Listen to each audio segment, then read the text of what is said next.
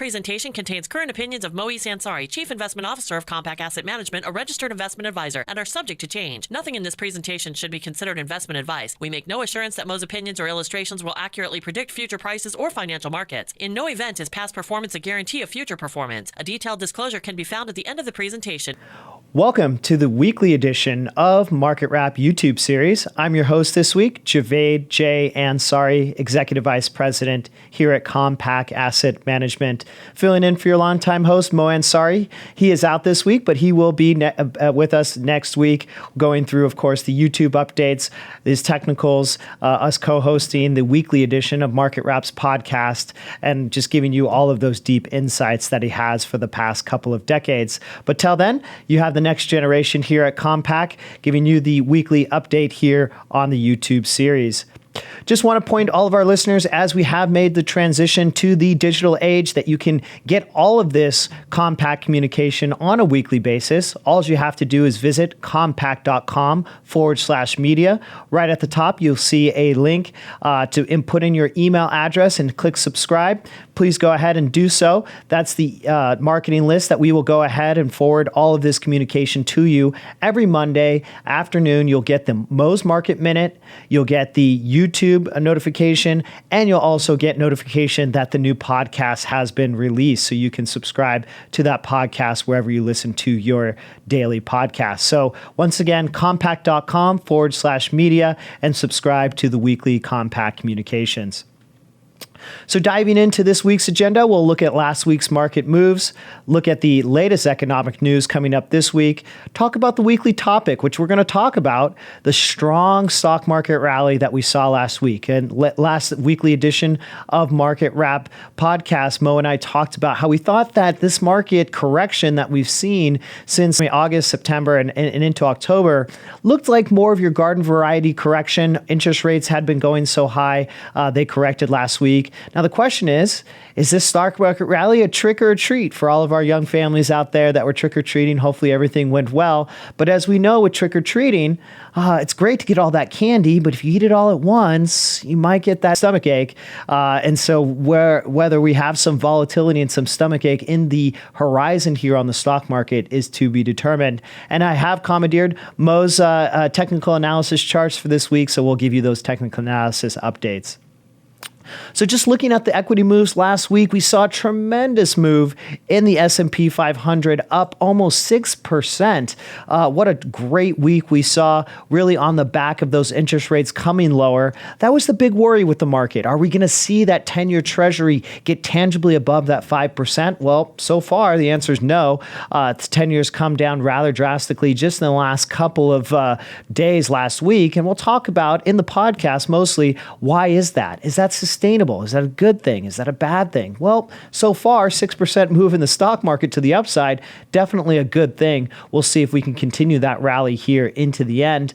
One of the other things we pointed out last week was EFA and emerging markets. Definitely still to the upside, but not participating as much. So this is what we've said with international diversification over time. You want to be a little bit cautious, I think. We're still monitoring the situation within Europe, a lot of debt, not a lot of growth, not the best of situations there going forward. Similarly in Japan as well, even though Japan markets have perked up over the last year or so. But we want to really see some tangible outperformance over a period of time before we start to say, okay, international valuations are looking cheap, and we're starting to see that reversion of the mean going forward. Looking at the sectors across the S&P 500, we can see real estate and financials were up the most last week. Once again, these tend to be the most interest rate sensitive sectors of the S&P 500. So the fact that they were up the most definitely jives with the fact that we saw interest rates come down. So you saw those two particular sectors really participate to the upside last week, tangibly outperforming the overall S&P 500. Energy is still on the weaker end. Energy energy, as we've seen through the year, it's only up 1.4%. S&P is now up 15% for the year, still being driven by those big tech stocks in the consumer discretionary technology and consumer services. We've most talked about the Magnificent Seven. Energy is kind of languishing here. I think that's actually a good thing.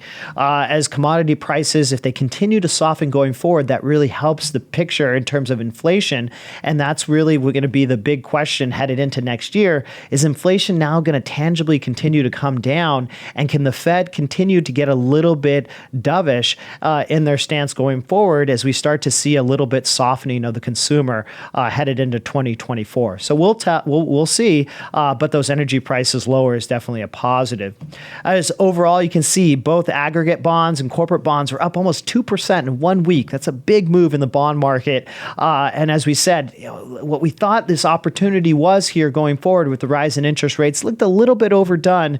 And so if you've been adding fixed income to your portfolio, you're definitely happy this week. And I think you'll be happy in perpetuity as you've locked in those rates, hopefully for longer. As we talk about higher for longer, you can take advantage of that as an investor by buying fixed income at these levels, particularly if we do see a slowdown and interest rates start to continue to come back down over the course of the next couple of months and years. Overall treasuries, everything you can see now, the 10-year is down to 4.57%, bouncing a little bit today. Today's Monday, November 6th, seeing that market come back up, a little bit oversold on a short-term basis. So not surprised to see a little bit of bounce higher. And I'll talk a lot more on the podcast, and I'll show it here on the technicals. We'll really see exactly where these interest rates are headed going forward. As we saw, commodity prices, still oil just hanging out right around $82 a barrel. Everyone's worried a little bit about the Middle East and the situation there, rightly so. As we see it today, we don't see it as being a huge impact. The question is if this broadens out, if we see Iran get involved and the U.S. having to get directly involved with protecting Israel either to the north or against Iran, that can definitely have a spike in oil prices. But looking at all of the metrics, looking at all the data we have here at Compak, it looks at it would probably be a temporary rise in oil prices, about $10 a barrel or so, and then probably once we kind of rejigger the supply chains, be able to bring that back down again. So we don't think it's a sustainable move. And then once again, I think that really helps on the oil prices and inflation going forward. So this week we had the non-farm payrolls came out. The jobs number came out at 150,000, a little bit under the consensus, but overall we're seeing the job market cool, which is great. ISM manufacturing PMI also fell a little bit there to 46.7. Once again, seeing that softness within the overall market. But once again, manufacturing, not a huge part of the U.S. economy. It's really that services factor that matters. The data here, now that we just had the Fed last week, it's a little light over the course of the next couple of weeks. So we have some financial conditions information as well as the consumer sentiment. So we'll see how that really drives the market. But we're traditionally in more of a data light period. We're post earnings, which were, I'd say, better than feared. And so that's really with that data light coming forward where we can have that sustainable rally here, I think, into the quarter end and to the end of 2023. The weekly topic, once again, strong stock market rallies, a trick or treat. And this was one, I thought it was an interesting chart that we're highlighting in Mo's Market Minute this week. Once again, if you'd like to subscribe to that, just go to compak.com, compak.com/media, put in your email, hit subscribe. You'll get the latest updates in Mo's Market Minute.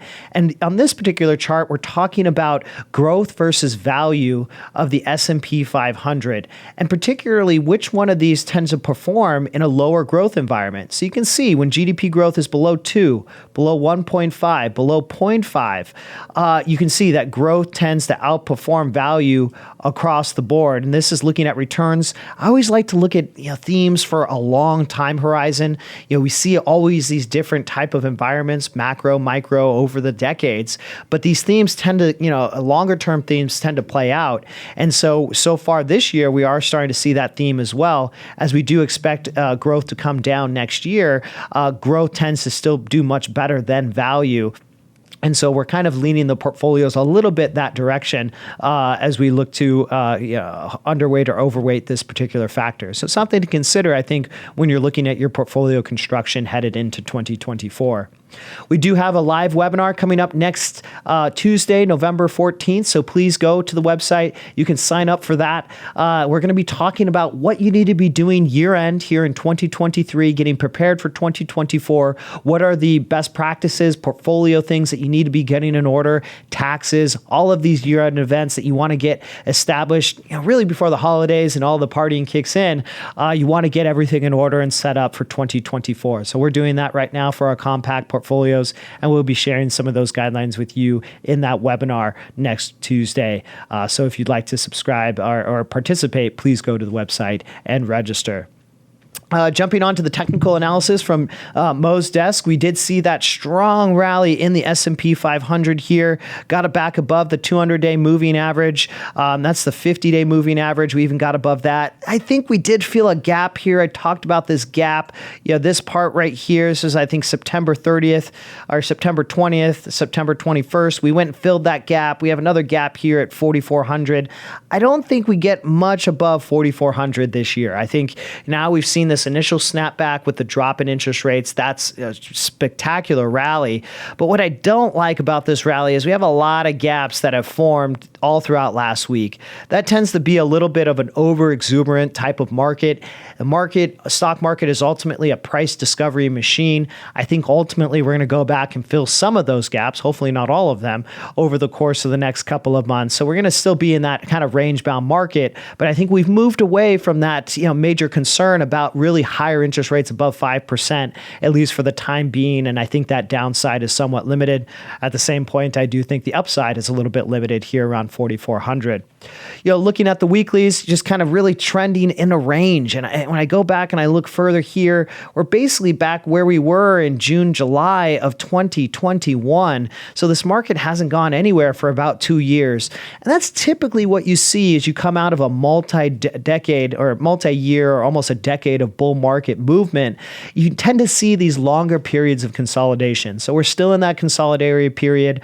One of the main indicators we're looking at here on the investment committee here at Compak is once interest rates volatility, which is measured by the MOVE index, once that gets below 100, then I think we're kind of through this episode of, pandemic, inflation, intervention. All of these things are all being, captured within that volatility on interest rates. Once we see interest rates come down, that volatility on interest rates come down, then I think we do have the ingredients for that next sustainable bull market.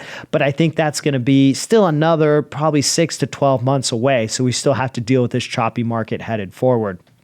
Looking at the NASDAQ, once again, similar to the S&P chart, we see these fifth wave bottoms here, bounce back nicely, even got above the 20 and the 50-day moving average. So that chart, once again, leaning a little bit more growthy in terms of the NASDAQ, looking relatively very strong here going forward. You look at the weeklies, also have bounced back nicely, but still a pretty good ways away from those highs we saw there in late July. I don't think we get quite to those highs in the next couple of months. We'll see as this kind of market rebounds, but I think we're just going to be kind of choppy in a new kind of range here, way above where we were in 2022. And we're just in the process of establishing this new range here in the latter parts of 2023, headed into 2024. I think this is the most important chart. This is the 10-year U.S. Treasury. We hit those targets. Mo was talking about them, has been talking about them for quite some time. Hit those upside targets on the S&P, on the 10-year Treasury. And then now we've reversed lower since that particular time. Basically went down exactly to this is the 50-day moving average, got below it, but then we saw a lot of buying, into that. Into a lot of selling into that going forward. And then since then, rates have recovered. So I think we're establishing a new range here. The lower range on this range probably being around 4.5%. Clearly the upper range being around here, around 5%. I think we're going to be bouncing around in this range for a while. If we break below that, that is short-term bullish for the stock market. But I don't want to see this market, at least 10-year, get much below 4.1%. It used to be all the way down here where I would say, hey, this would be a a recessionary signal. But given the amount of debt, everything that we have going on, I think if the 10-year Treasury gets tangibly below a lot of this resistance that we have on the chart, below 4.1%, that might be a warning sign that we actually are headed towards that much anticipated recession. But as we kind of begin to settle into this higher for longer, we'll see where that is, and definitely tune into the weekly edition of Market Wrap podcast to talk. You hear me talk a lot more about the Fed and where we think that's all headed in terms of interest rates and monetary policy. Gold has just been in this long-term chart. I'm sure you've heard me on the radio. I'm not a bull in terms of gold. When you're earning 5% on cash, gold is just not glittering quite as much, and the dollar just continues to rise. So I think gold's going to continue to be in this trading range going forward. So I'm not too bullish on that asset class. Not bearish either, as there's still a lot of anxiety around fiat currency, et cetera. But I don't think you're making a lot of money in gold here going forward. And then we talked about this downtrend in these oil prices, these commodity prices. So we've put in a high here in October. Those have been coming down. I'd like to see those come down even further to really kind of ease up on the Fed and the inflationary picture headed into 2024. But all those worries about the Middle East and that really affecting the oil market, we're just not seeing it in prices right now. So if we did break above this trend, we'll have to see what is the context of that. But so far, oil in a nice downtrend, and I think that's bullish for the markets. So that's the update for November 6th here at Compak Asset Management YouTube series. Thank you very much for tuning in. If you'd like to learn more, please visit us at compak.com/media, subscribe to the podcast, and look forward to fielding any questions you may have. Until then, we'll see you next week. Good trading.